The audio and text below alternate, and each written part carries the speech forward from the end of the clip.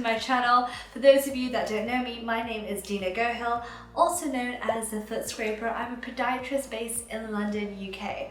And if you haven't already, join the family, click subscribe, and without further ado, let's get to the question at hand. Now, toenail fungus, also known as onychomycosis, which is the Latin word for it, is extremely common and it can affect both men and women. Now, when we're looking at this, we're going to talk today about how you can actually get rid of it, as well as all the prevention things that you can do for it. Now, prevention is key when it comes to trying to make sure your feet stay nice and healthy and your nails stay nice and healthy.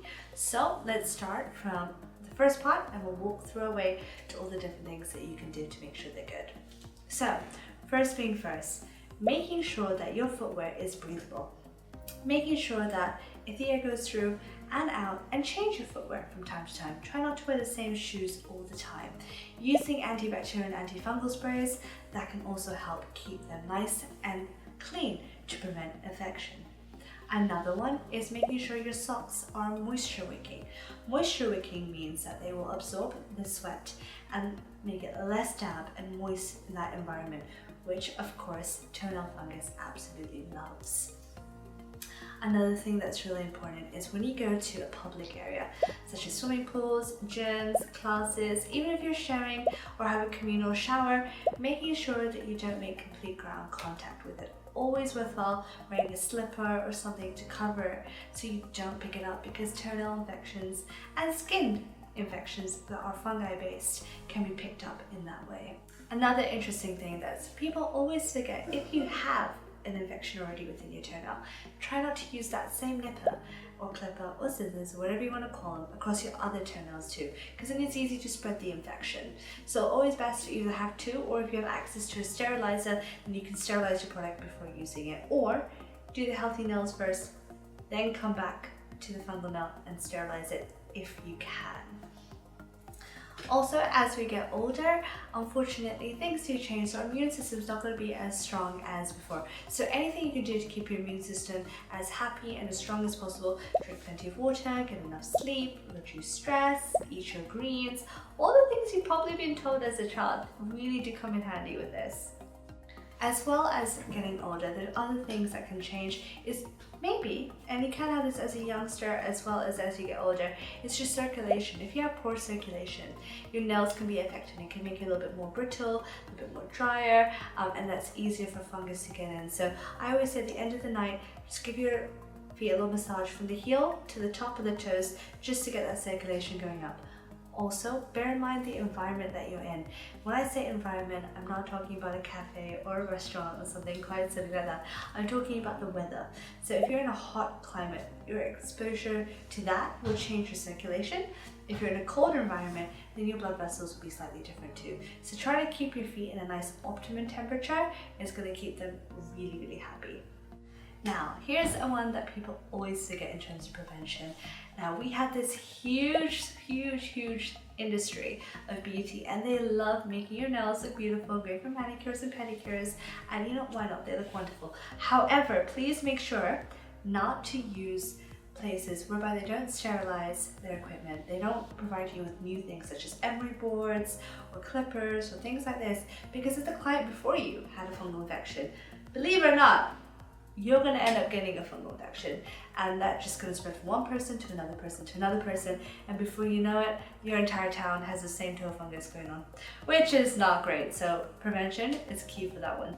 Now, ladies, unfortunately, nail varnish is another one, and artificial nails.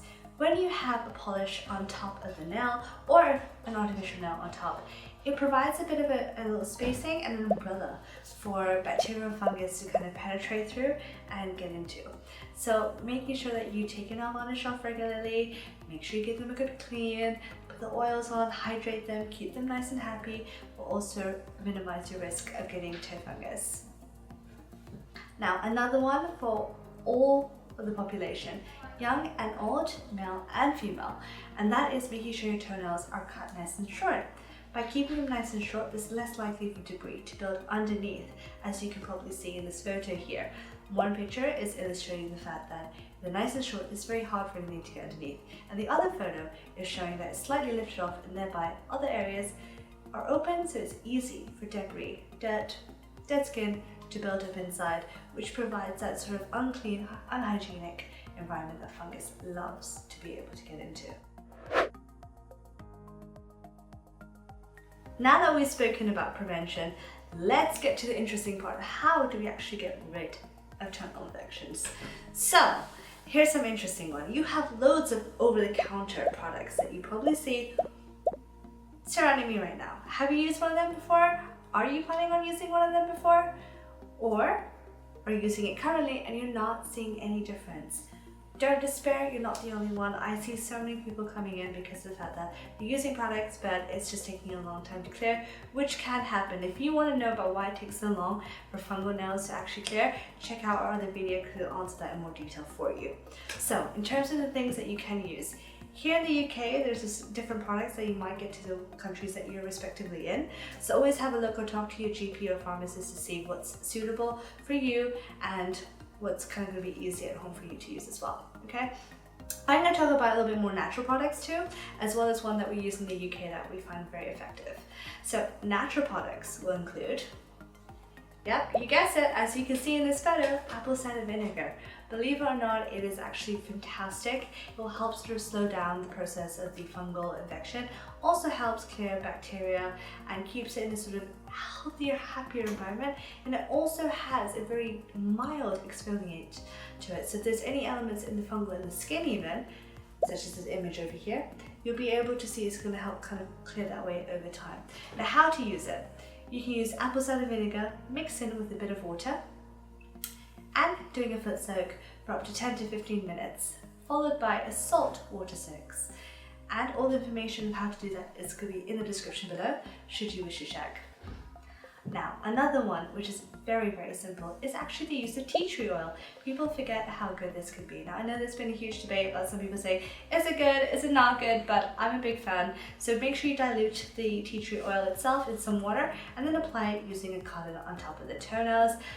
And that is the best way to do it. As you can see in this photo, it's very simple. Just dab, hold, and then release. Now, one that we use here, which is a product that I like to use, it is called Loceryl. Now, Loceryl comes in a little box and it has a small little tube over here with the product. As you can see in this photo over here, this is a very simple one that you'll be able to see and you can use at home. And it's used once a week and it works actively for 7 days. Now, in this box, you see that little file that they have. That just files the upper layer of the nail so the product can absorb into it. However, toenail fungus can actually be on the top of the surface, underneath of the nail, or on the matrix of the nail. Now, unfortunately, if it's on the matrix of the nail, it means as a new nail grows up, it's already infected, which can make it a little harder to process. So one thing I do offer here at the clinic, and I'm sure some other podiatrists would do too, and they do a great job at doing that as well, is when you come to the clinic, what we can do is we can use this product. If you were to bring it into us each time, I would be able to cleanse the upper part of the nail. By cleansing the upper part of the nail, you're preparing it for what we call a tungsten burr.